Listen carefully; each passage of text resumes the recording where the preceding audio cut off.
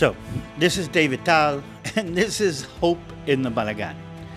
And today we're going to take some time and talk about the Balagan, or the Balagan war that's being actually fought, both on the ground, but more importantly, being fought in the media sphere. And this time we'll be talking about lies and deceit and falsehoods and narratives that turn everything upside down. A lot of things that are part of the world that we live in today. But before I go into this very deep, I want to make something very, very clear. There is a war on truth, and Hope for Our Times and the Balagan Connection have both been saying this again and again. There's a war on truth that is being fought on all the different spheres. Not only this, and not only in connection to Israel. And in that war on truth, we need to use what I call a truth filter in order to figure out what's right and what's wrong.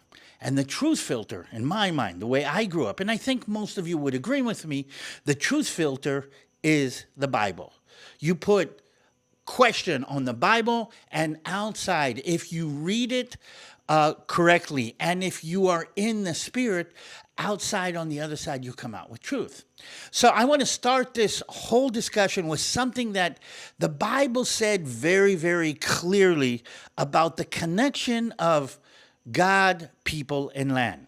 He started off in Genesis 12, where basically God says to Abraham, you are the person that I will use, and your descendants will be the people that I choose. I choose for a lot of different roles, and there's a lot of doctorates that people have been writing about that. But we are the chosen people. We're the chosen people by God because God decided to choose us, and that happens in Genesis 12. That's way, way back at the beginning. Then in Genesis 15, he goes up one level and he says to Abraham, I am making a covenant with you. I'm making a promise. In Genesis 15, he says, to you and your descendants, I will give this land. And he goes out and gives the borders of the land with rivers on here and rivers on this and people. So Genesis 12 and Genesis 15 basically create this triangle that I call the Bible triangle between God, people, and land. And the Bible was very clear from the get-go about this connection. And it repeated this connection numerous times, both in the Old Testament and in the New Testament. But as we know, not everything looks or is what it seems. And God knew that there was going to be deception, and God knew there was going to be lies. And I want to start another passage from Isaiah 44, and God is preparing us for what needs to be done. And this is what he said. This is what the Lord says. The Lord, your Redeemer who formed you in the womb.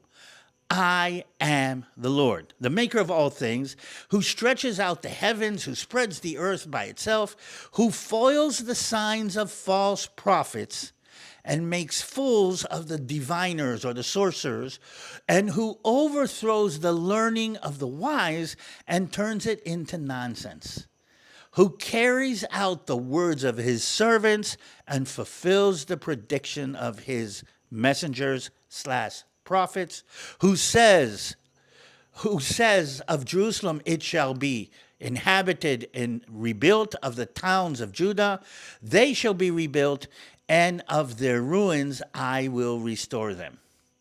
God is saying, I decide what is right and what is wrong. I decide what will be and what will not be. And again, if you're on Hope for Our Times, or if you're on the Balagan Connection, you've heard it said that the end times will bring wars and rumors of wars. This is it. This is the war. This is the war that we keep on talking about. And part of the war that is being fought in Israel as we speak, and part of the war that's being fought on the ground in Gaza and in Lebanon and inside Israel, is the battle of narratives that is being fought in, for lack of a better term, the media sphere, and that is being fought along the battles on the ground. And we have to deal with these false prophets and these false wise men who are not so wise, the diviners and the fools and the deceivers. And the problem is that they have managed to convince many people all over the world, many cultures, and in many cases, they've managed to convince themselves of the lies that they're perpetrating. I want to talk to you about one of the biggest deceptions that is connected to the story of Israel and explain what the deception actually is and why is it important to you. And I don't really have a name. There's a lot of names that would be called, but the explanation is this is the deceptions that the Arabs and the Muslims and their supporters all over the world are deceiving themselves. And now they're trying to deceive all the rest of us. So the situation on the ground is Israel has taken out most of the Hamas fighters in Gaza, and it looks like terrible devastation in Gaza. The suffering of the people in Gaza is terrible. And I was kind of trying to figure out what was going on. And one of the main mistakes that Israel made leading up to the Gaza war on the 7th of October was the Palestinians, or thinking that the Palestinians, the people in Gaza, knew that if they ever did pull off an attack, the terrible attack like they did on October 7th, they would suffer greatly from what Israel would do to them as a result of what happened. We thought that that was a deterrent. We thought that they would be afraid of that. We thought that the lives of their own people and the devastation of where they are would deter them from raising Israel's anger like that. We now know that was a mistake. They were not deterred by the suffering of their own people. And before we go into this too deep, no, Israel does not target civilians. It is not perpetrating genocide. It is not killing babies. But still, the suffering in Gaza as a result of the Hamas using the Gaza population as part of their war effort is horrific. But as I was going through this, trying to understand the other side of what's going on, something came up that really blew my mind. And that is that there were polls that were taken. I mean, real polls where people went around and asked for people's opinion. They were certified and verified, meaning this is something that we can trust. And the polls in Gaza say that the vast majority of the Palestinians living in Gaza believe that the 7th of October was a good decision. That despite everything that has happened since, that the Hamas leadership did something good for the people of Gaza in the 7th of October. And when you hear about what's happening in Gaza and you see what's happening in Gaza, it blows my mind that these people think that that was a good decision. And I'm even more, 52% of the people in Gaza say that the 7th of October attacks were good for them. And here's something even more amazing. 85% of the Palestinians in the West Bank see the 7th of October attack as a positive event. We need to understand this. This is not normal. I mean, this is not something that, think about Japan saying after World War II that attacking Pearl Harbor was a smart move. Or Nazi Germany, after everything that they went through, saying, okay, our attacking the rest of Europe was a good idea. You've got to figure out why, after all of this that they've gone through, why is that the situation? And what I find fascinating is that the progressive elements, even in the Western nations and the colleges across the United States and across the world, are actually buying into this narrative. That from their point of view, what happened in the 7th of October was resistance. It was a good idea. It was a normal thing. It was actually justified. And that's the question I need to understand today. Why do they think, or what do they know that we don't know? What do they see that we cannot see? What do they understand that we don't understand as Western people? Because it would be devastating for me if something happened like this to me. What do they think is happening that is not in line with the reality as we know it? And this is something that the mainstream media doesn't talk about, and I think we need to tackle that today. In order to go into this a little bit deeper, there are a few answers to a couple of questions that the answer to this has a shallow version, a mid version, and a deeper version. The shallow version is what we see along all of the media. Why do the Palestinians think that this was a good idea? The shallow version, I think, would be defined as they just want to see as many Jews, as many Israelis die as possible. They want to cause as much damage and as much pain and as much bloodshed in Israel as they can as part of their sense of injustice and a need for revenge. And it's very clear. They say it. The Palestinians in Gaza say it. The more Jews die, the better it is. It makes them feel good. But I do think that even though that is terrible in itself, and they do teach their children to kill Jews, that's only part of the truth. And it definitely makes sense when you see the footage of what happened and you hear the rhetoric. That's what they're trying to say. But there is a deeper level to the explanation, and for lack of a better word, I'm going to call this explanation the struggle or the war or the clash of civilizations. There's a clash of civilizations between the Arabs living on the land and the Jews who are called colonizers that reached out from colonial Europe to steal Muslim Holy Land. And what is happening, according to this explanation and this idea, what is happening today is a guerrilla war being fought by indigenous people against their colonizers. Again, indigenous means the people that were there first, and the colonizers are the people that came in from outside. To tell the truth, I can actually see how they can convince themselves that they are victims of a colonial movement. And what I would like today is take a couple of minutes and give you a thumbnail kind of explanation of how we got to here. And here's the thing. Let's start off with the beginning. There's always been Jews in the Holy Land. And there's always been a Jewish presence in the Holy Land. But the last time there was actually a Jewish nation is during the reign of King David and King Solomon, or the biblical kings. There hasn't been an indigenous national state on this area ever since. It's always been different conquerors, different powers that actually conquered from outside. The Holy Land has always had a population in Hebron, the city of Hebron, Jewish population in the city of Tiberias, a Jewish population in the city of Safed, above the Sea of Galilee, and there's always been a Jewish population in the city of Jerusalem. During the Roman period, during the Byzantine period, during the Muslim periods, during the Ottoman periods, and in fact, at some point, there were more Jews living in Jerusalem than Muslims. But again, it went and it came. So there was always a Jewish minority. But for all kinds of reasons, the national worldwide movement that spread through Europe and the rest of the world actually impacted on the Jewish people. And while the British were becoming more British and the Germans were becoming more German and everything, there became a national movement where Jews are saying to themselves, why should the French have a homeland and we don't?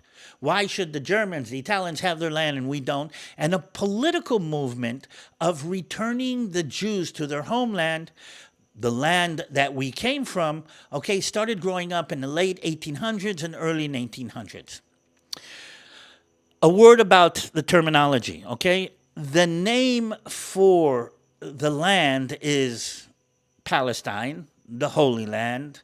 The name for the land is Judea. We come from the hills of Judea. The name for the land is Canaan. But one of the names for this land, for the city of Jerusalem and as an extension to the rest of the land, is the land of Zion. And Mount Zion is the mountain in Jerusalem. So the movement, the political movement, the movement of Jews to return to their, and I'm going to use this term, ancestral homeland, became known as Zionism. And here's the thing. if you believe that the Jews deserve a homeland in this area, if the Jews deserve to have a piece of independence in this area, if the Jews have a right to the hills of Judea as their national homeland, then you are a Zionist. And my mind says that all of the biblical prophecies said that the Jews would return to their homeland. Weirdly, though, since the Jews started returning to the homeland, most of them came from Russia and from areas that were under Russian influence.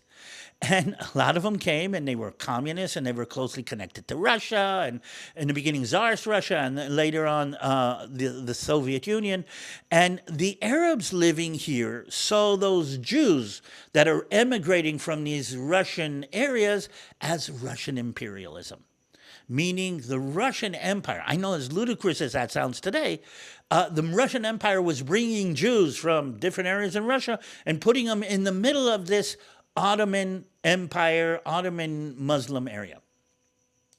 Then World War I came and the Ottoman Empire fell apart. And as the Ottoman Empire was falling apart before World War I, okay, this whole thing was completely dismantled. And in 1917, the British Empire, as part of World War I, took over this area. And as a result of agreements that were made between the British and the French, even before the end of World War I, they decided which areas would be under which sphere of influence. 1920,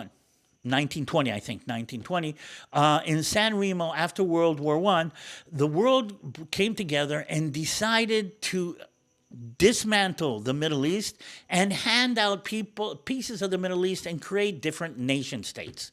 And what we see in the Middle East is the creation of countries including Jordan, including Iraq, including Lebanon and Syria. And the San Remo Accords gave the area that was then called Palestine to the British as a mandate, meaning this is an area where the people aren't ready to rule themselves. There was a small amount of Jews and there was a small amount of Arabs, and the idea was the British would have a mandate over this area from the Mediterranean Sea all the way to the Iraqi border, and they would kind of keep control until the people, the local population, can get their act together. The first thing the British did is take 70% of what was then called Palestine and hand it over to the Hashemites. The Hashemites was a family, part of them were in Saudi Arabia, and they created the nation called Jordan, but they left the area between the Jordan River and the Mediterranean Sea for their control. So you've got a British mandate over an Arab population and a Jewish population living between the river and the sea. We're now between World War I and World War II, and Jews are fleeing Europe in order to get away from what was going on in Europe. The problem is that in the beginning of this period, the British Empire was actually supporting the return of the Jews to their homeland. A lot of them were Christian, and they accepted what we call Zionism, and from the point of view of the Arabs living in this area, now they saw the Jews coming in under the auspices of the British Empire as British imperialism, meaning we had Soviet imperialism or Russian imperialism, now we have British imperialism, and they saw this as part of trying, or the Europeans trying to kick them out of their land. Well, nobody was kicked out of the land, but you can understand the tension. And there was actually massacres that took place between the Arabs and the Jews. I mean, 1929, the Arabs went into Hebron and massacred people just with knives and clubs. And there was an uprising against the British. So there is this feeling among the Arabs living here that the Jews are just part of something that is being pushed onto them from the outside. And that is part of the reason that the Arab world, the Muslim world, okay, sees us as a foreign entity in the middle of this Muslim territory.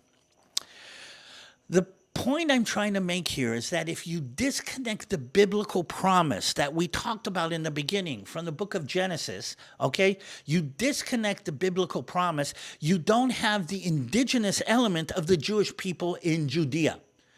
And from the point of view of the people who had set up shop here, this becomes imperialism. This becomes colonialism. This becomes something from the outside trying to take something from us. This is something very important to understand. That's where the colonialism comes from. That's where the basic aspect of Jews coming in and stealing land from the Arab actually comes from. I want to make this very, very clear because even if you're not a Bible-reading, born-again Christian who takes Genesis 12 and Genesis 15, literally from a historical point of view, this is the indigenous homeland of the Jewish people. I mean, this is as much an indigenous homeland of the Jewish people way before there ever was an indigenous homeland of the Sioux Indians in the Black Hills, way before there was an indigenous homeland of the Aborigines in Australia. I mean, this is as much an indigenous homeland as the Maoris have in New Zealand. I mean, this is where we became a people. So there should be a connection between us and this land that doesn't go through the Bible. But isn't it amazing that if you are a Bible-reading Christian, you know who this land belongs to? So that actually pulls the rug out from underneath the whole idea that Israel is a colonial entity. But the Arabs and the Palestinians have latched on to this, and together with the progressive left have managed to convince a large part of the people that this is just another case of the white man against the colored man, or the global south, global north against the global south. And if you understand that they bought into this false narrative, you understand that what the Arabs are trying to do is similar to what the Vietnamese did in Vietnam, to kick out the colonials. French Algeria is another good example, okay? The French took over Algeria. They came from France. They settled in Algeria. The Algerian Arabs revolted, Muslims revolted against this, and they kick the French out. And the idea is that the only way to deal with colonizers is to kill and maim and make as much of a balagan until they decide to pick up and go back to wherever they came from. And today, the Arabs, the Muslims, a lot of the Muslims all over the Muslim world, and especially the Palestinians, see us as the long arm of American influence and imperialism in the Middle East. And that is the narrative that they've been teaching their children for more than 100 years. That is the tragedy of this situation. The tragedy of this, the sadness of the situation is based on a narrative that they believe that by using guerrilla tactics, like in Algeria or in Vietnam, they can kick the Jewish people out of here back to their homeland. But there's two major flaws that I can see in the Arab-Palestinian narrative and in the progressive narrative. The downfall of the Arab world and its struggle with Israel, and more particularly the downfall of the Palestinians or the tragedy of the Palestinians, is not understanding that we are not colonists. We did not colonize. We did not come from a motherland back into a different land and take it over. We have nowhere to go back to like the French had in Algeria. We're not colonized. In fact, the opposite is true. This is probably one of the first examples of decolonization, of a colonized people who were kicked out of their homeland and colonized by other powers coming back to their homeland. Somehow, The Arabs have hooked up to, we can do what the Indians did in India to the British. We can revolt, we can push back. They're not doing it like Gandhi did, okay? They're doing it like other revolts took place. But basically the idea is if we stand up and we push back enough, if we teach our children this is their land and to fight for it, in the end we will push the Jews back from here to wherever they came from. One of the main problems with that is that most of the Jews that live in Israel today did not come from Europe. They were kicked out of Arab nations. Let me say that again. They were kicked out. The vast majority of Jews living in the land today were kicked out of Arab nations, okay, when the Arabs ethnically cleansed the Jews from their homes and areas where they lived for thousands of years, and a lot of them came to here. But again, what you need to understand is both from the Arab nations and the European nations, the Jews of Judea have no motherland to go back to. And the reason for that is this is our motherland.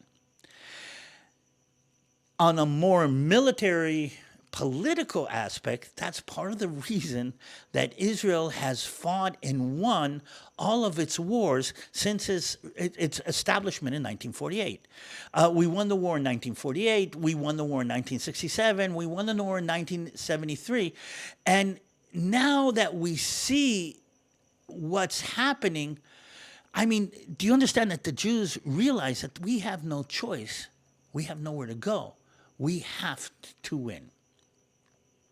That is the tragedy of the Muslim mentality or the Palestinian mentality of what's going on here.